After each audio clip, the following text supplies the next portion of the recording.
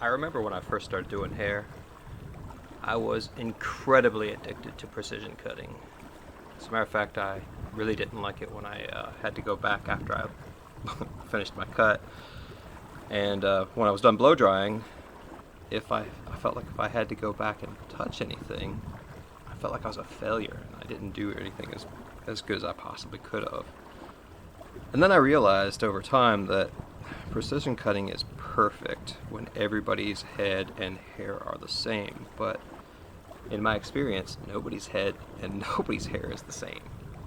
So I started doing what I called the dessert moves. You know, you save best for last, and I found this incredibly enlivening way to add character and shape to my haircuts.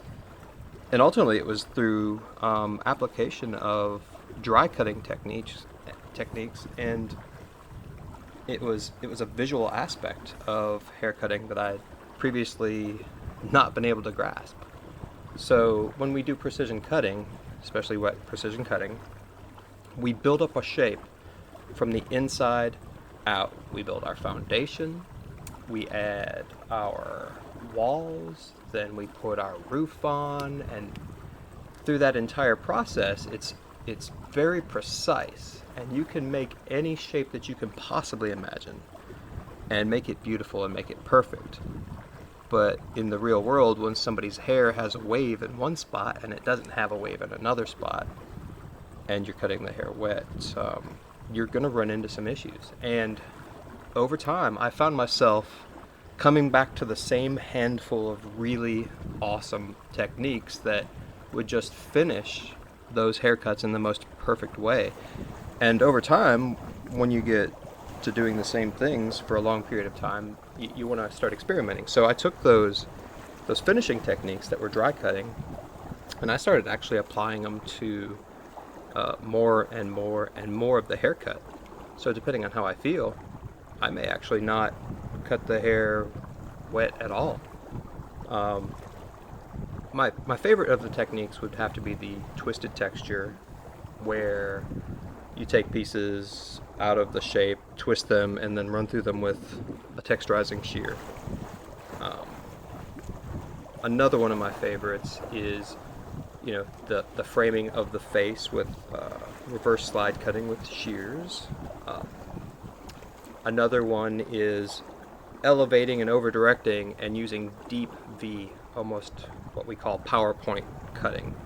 Extreme deep V's to soften the flow and movement.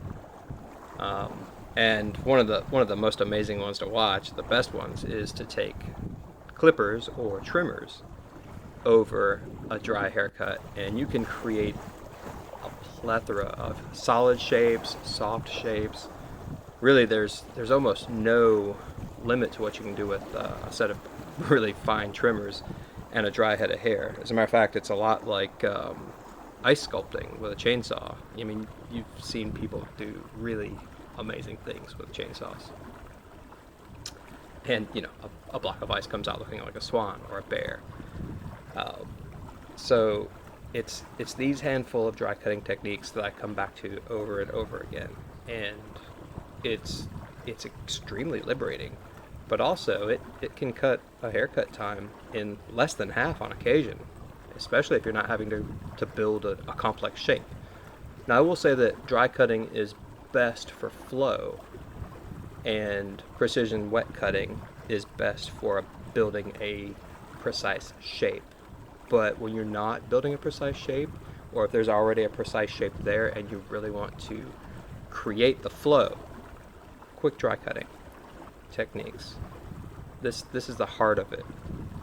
The heart of our quick dry cutting technique formula is a handful of techniques that are simple to grasp, easy to take, create wide gaps of, just huge space for creativity, but also allow you to get that creativity in a normal day of work when you've got 10 clients in a row and you've got to get them all done on time because they've got places to be. So when you approach the idea of quick dry cutting, Let this be your guide. Let this story open you up to understand this is what quick dry cutting is about.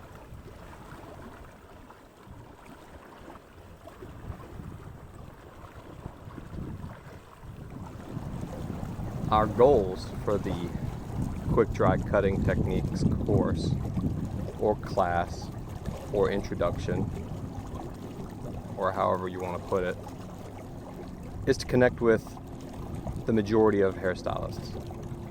There's a lot of education out there that is more flash than substance. You know, it's really great to be able to do that amazing, once in a lifetime haircut that's super punk, super fashion, but unfortunately fashion victim. Not everybody's clientele can handle nothing but fashion victim techniques. You know, the average American needs a certain level of conformity, not because that's what they want, but that's what they need to be successful in their life. They have jobs, they have careers that they need to maintain, and honestly, not everybody fits into the fringe category of what we as stylists consider really amazingly fun haircuts to do. So these techniques and these styles actually appeal to the majority of people who just really need to know how to make a great haircut that works really well for the majority of the people they're going to run into. Think about that. Think about your own clientele. Think about, yes, you do have some really amazing fun clients that you get to do outrageous and cool things on. But what pays your bills? Out of all the people that you know that do hair, how many of them get to do those same things? So, quick dry cutting techniques. It explains why things happen so that people can understand the easiest way to get what they want without spending hours and hours.